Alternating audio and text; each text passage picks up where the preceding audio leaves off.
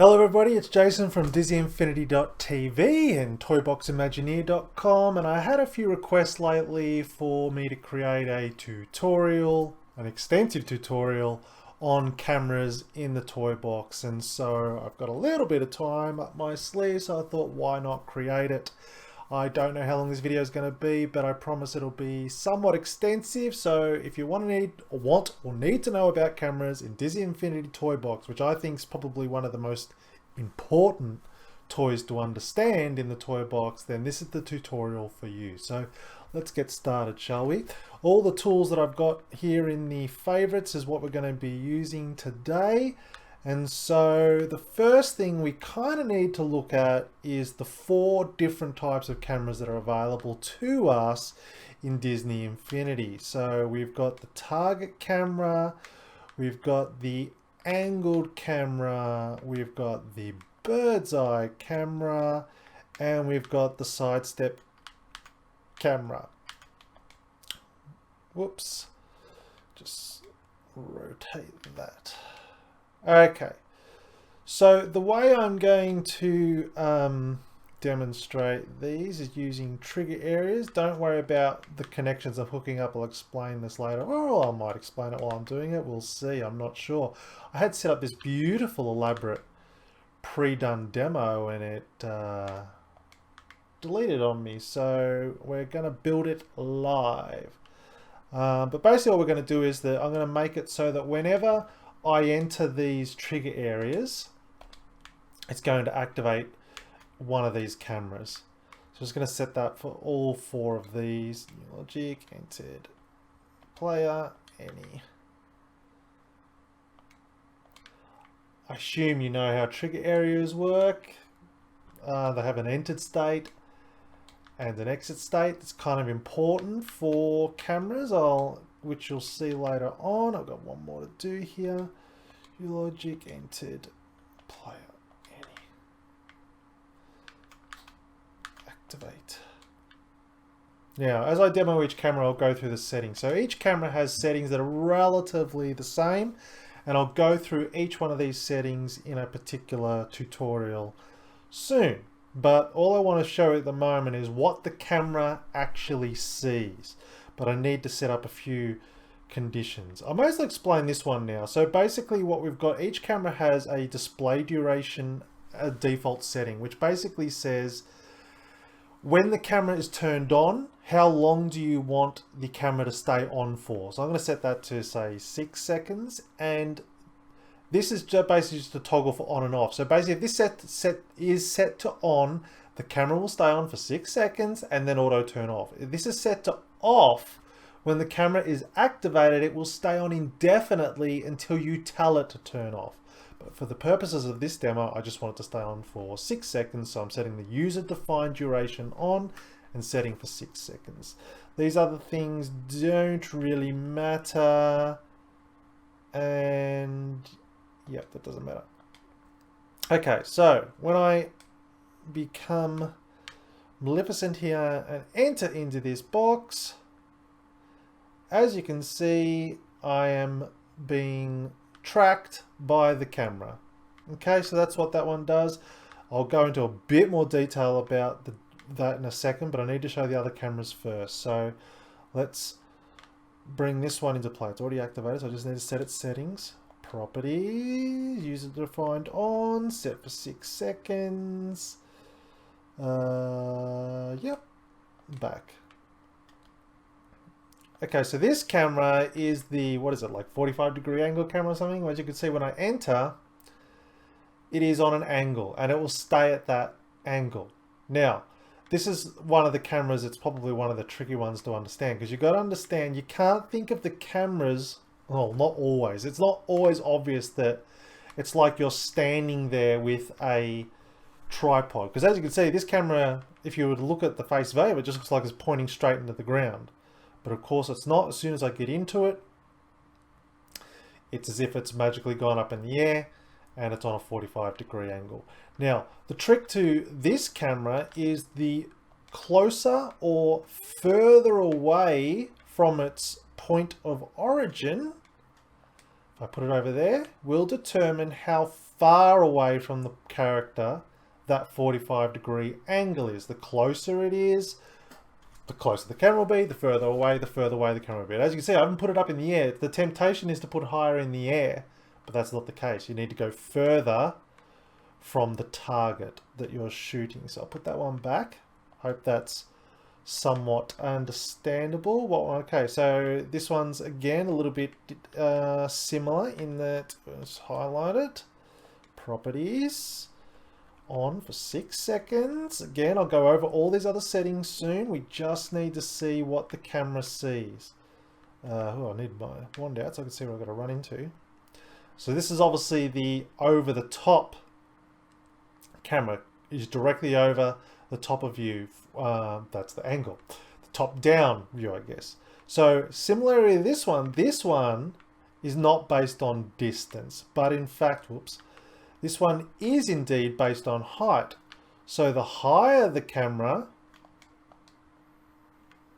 from the target,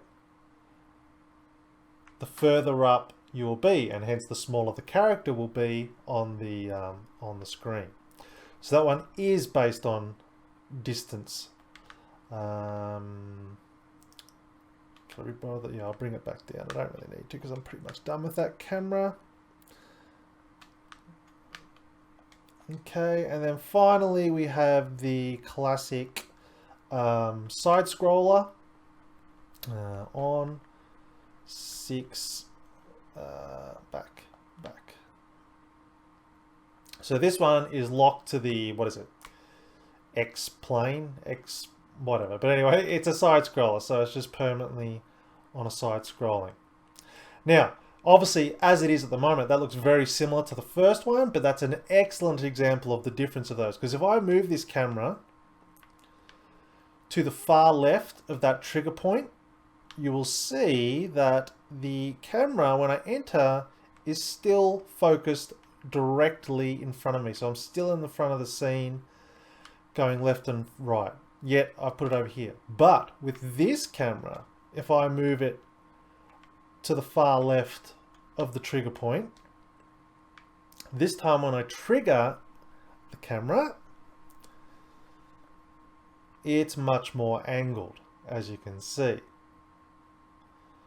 So that's the first demonstration of all 4 cameras currently available in Disney Infinity 2.0 and how they interact and what they actually view as cameras. So I'm going to delete these now to move on to the next important tutorial.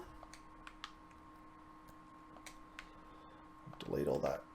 This is the camera that I use 99% of the time when I'm building boxes I'm making because it's the most cinematic, I guess you could say. And in fact, I don't even want that trigger right now. The next thing I want to show you is transitions.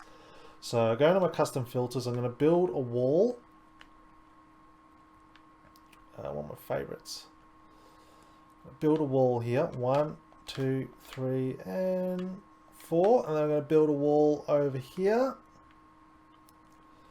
1, except this one needs to be a different color so we know it's changing. Back. 2, 3, 4. We need a second camera. And I need a button. View logic, pressed, activate. I just want to do a quick test on this one. Properties. Want that off. Show you why in a second. Camera type, stationary. Yes. Back. Just want to see if this. I've got a feeling this may look at me. I don't want that if it's the case. Otherwise, I'll have to show you. Yes, it did. Okay. So let's go to a new brief tutorial on how to point cameras at things. So let's put a locator there.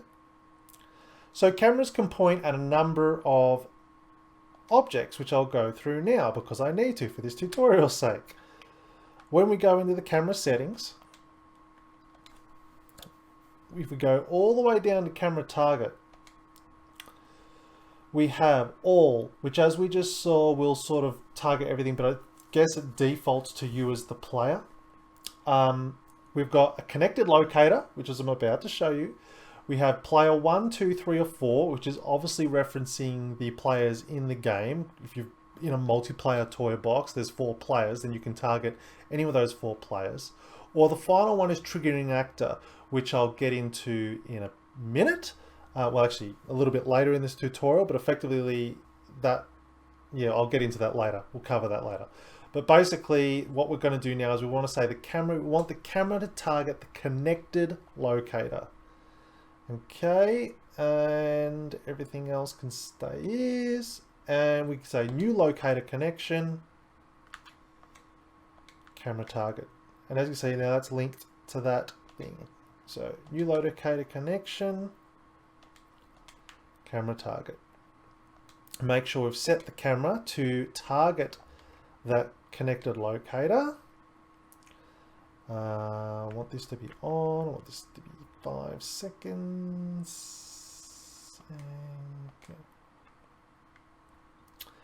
Okay, now this should be still set to the yes, it is. So let's just do another test. Excellent. So it's now targeting the connected locator, which is right at the wall, which is exactly what I want. Now, for the demonstration purposes, did I bring it in here? Yes, I've got a time delay here. This is just so I can set up a transition. So I'm going to set this to, say, I'll set it to 5 seconds. Nah, for 5 seconds. Okay, new logic connection. On the delay completed, I want this camera to be activated. Now here's an excellent tip. When you're going between camera and camera, which is what transitions are all about, you have to remember to deactivate the last camera that was on. Otherwise, if this second camera is deactivated for whatever reason and the first one is still active, the camera will go back to that last active camera. So I always like to, as soon as I get my next camera set up, I set a logic connection on that camera that says, when this camera is activated, deactivate that camera. Okay, and we just want to press this button, pressed, I want to start the delay. So what's going to happen here, you're going to press this button, this camera is going to turn on, the time delay is going to count down 5 seconds. Once that time is completed, it's going to turn this camera on, we'll see this wall. As soon as this one camera turns on, it's going to turn this camera off, so that when this, which I've set to have a user-defined duration of 5 seconds, so it'll auto shut off after 5 seconds, it will default back to the default game camera behind me because there's no cameras active anymore. I just will touch while I'm here on the player viewport.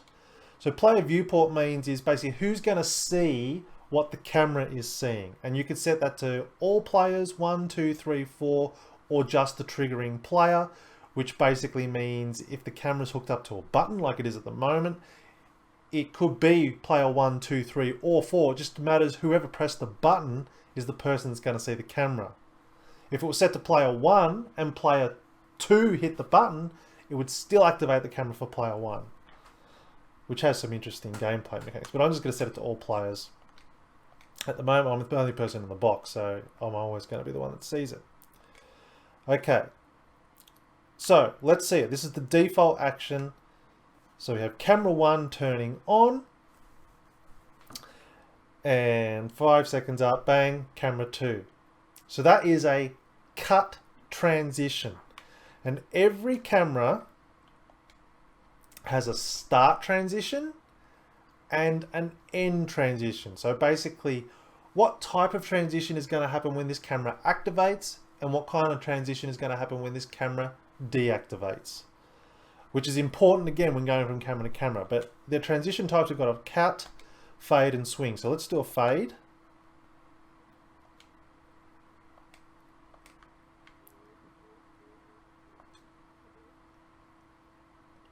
So that faded to black.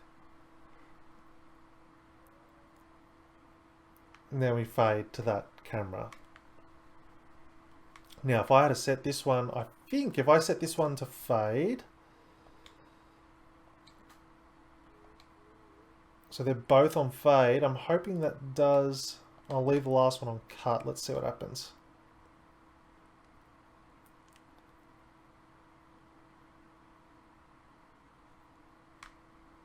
Okay, nice. Well, I barely use fade. I don't think I've ever used fade, actually. The one I use the most is... I'm going to leave this on cut. So it's going to go straight to that camera, and then at the end, I want it to swing. Whoops. I think I accidentally set use define duration on. All right, I'm going to set this one to start transition to swing, and end transition can be on cut. So this will, well, let's just show you what it'll do.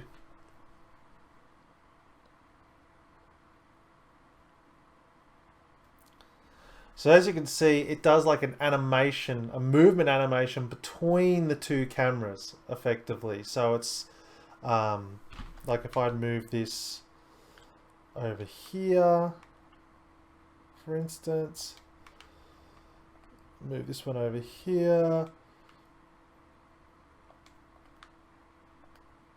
Basically just makes it animates the transition with a bit of movement between the two cameras, which is really nice when going between cameras, and it's what I used in the Haunted Mansion and the Pirates, so that it doesn't break the action when you're working with moving cameras, which I'll show you later. So that's transitions. Okay, I've just recovered from a crash.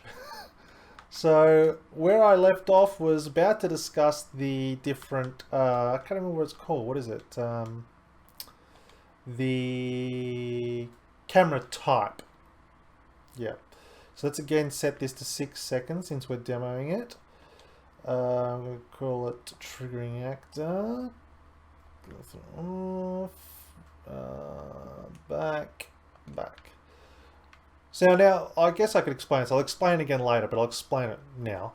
I've set this to be activated by triggering actor, which basically means when I say entered this trigger area, player any,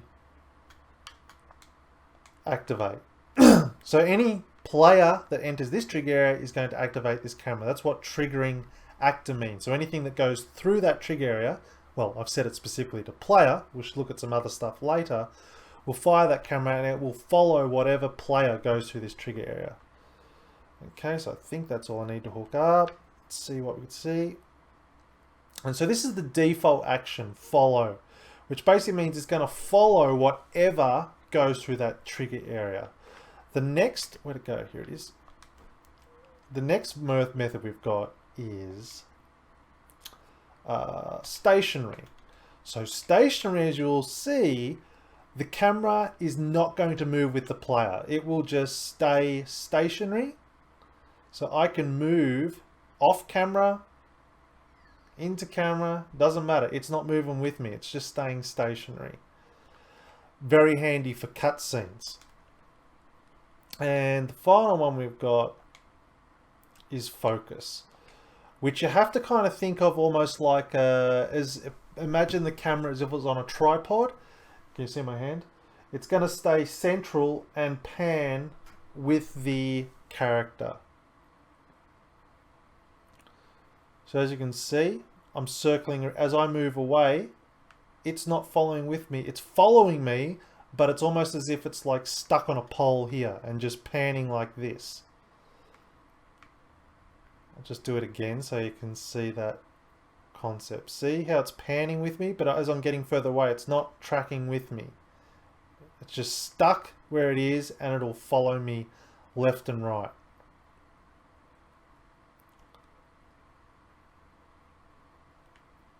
Okay, that's the 3 different types it has. There. Let's have a look. So we've covered transitions, we've covered the user-defined duration, we've covered the camera, 3 different camera types, we've covered end transition, we've covered the player viewport stuff. The last thing we've got to cover before I do some advanced camera tracking techniques is glow through. Okay, so I'm just going to move this a bit closer. I'm going to set this to follow, so it follows me. Okay, and then I just have to build a wall. I hate when it does that. Okay, so I'm going to build a wall. 1, 2, 3, 4, 5. So quite simply, what glow through does is determines, I put glow through on, back. When the camera is active, if I go behind a wall, you can see me through a wall effectively. You can track the player through the back of the wall. That's what glow through is. It also works on what do you call them? Townspeople and stuff. If I set it to off,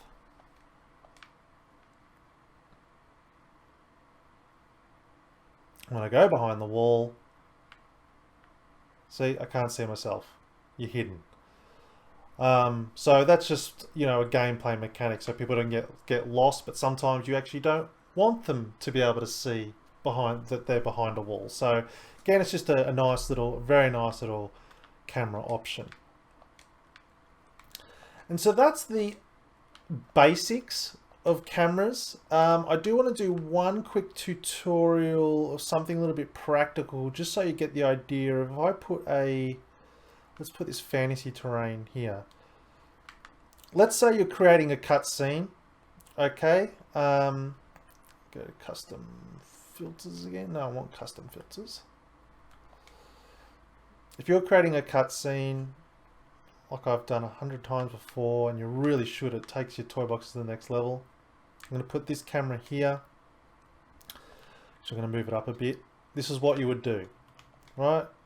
I go, whoops, back.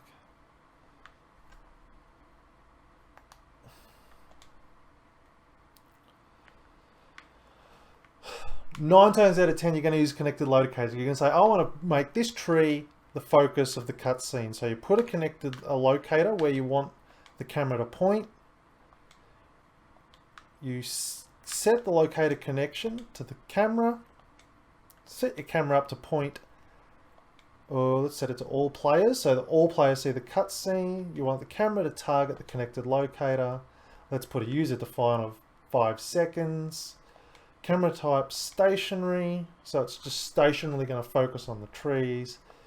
And then you obviously have your event, which in this point we'll just put it as a button. So new logic, pressed, activate. Okay, and here we go. Full example on. There it is. Camera's pointing at the trees, and so that's how you do cutscenes.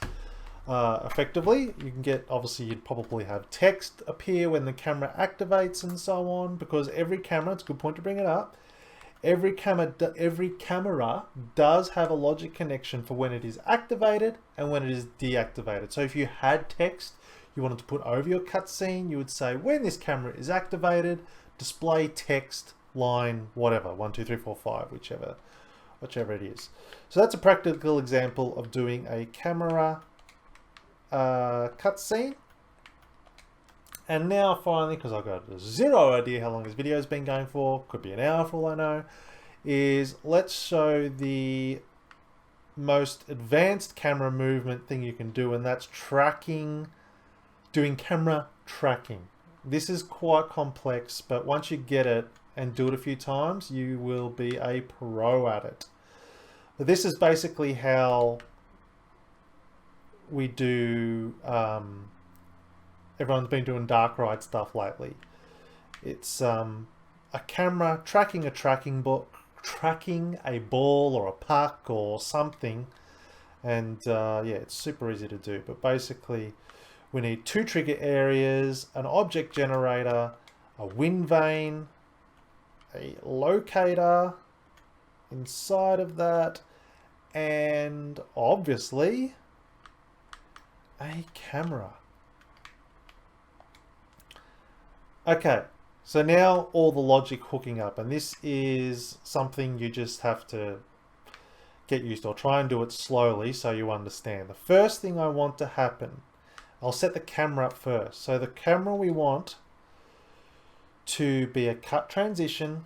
We don't want it to be user defined. We want to define when the camera's on and off, so we don't ignore the display duration. It doesn't matter because we're setting this to off.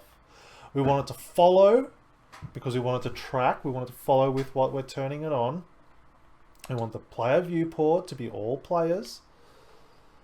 We want glow through off because we don't want to see the item that it's tracking. And we want it to target the triggering actor. That's the key thing, because we're saying whatever we turn the camera on with, that's what we want you to follow. Okay, so that's that camera setup. Now, we need to connect this object generator to this locator. And the reason we do that is if you just generate a bowling ball, for instance, without the locator, the bowling ball will drop out of that object and it bounces. And so you get movement in your camera. This way, the ball spawns already on the ground and it's sort of a lot more seamless, so to speak. So that's why we do that. Then what we want to do is on this trigger area, we're saying when a physics ball enters this trigger area, so basically as soon as it spawns, activate that camera. And so what that's going to do is basically that camera knows, oh, hang on, a bowling ball is spawned in here. I need to follow this bowling ball. Now all we need to do is move the bowling ball.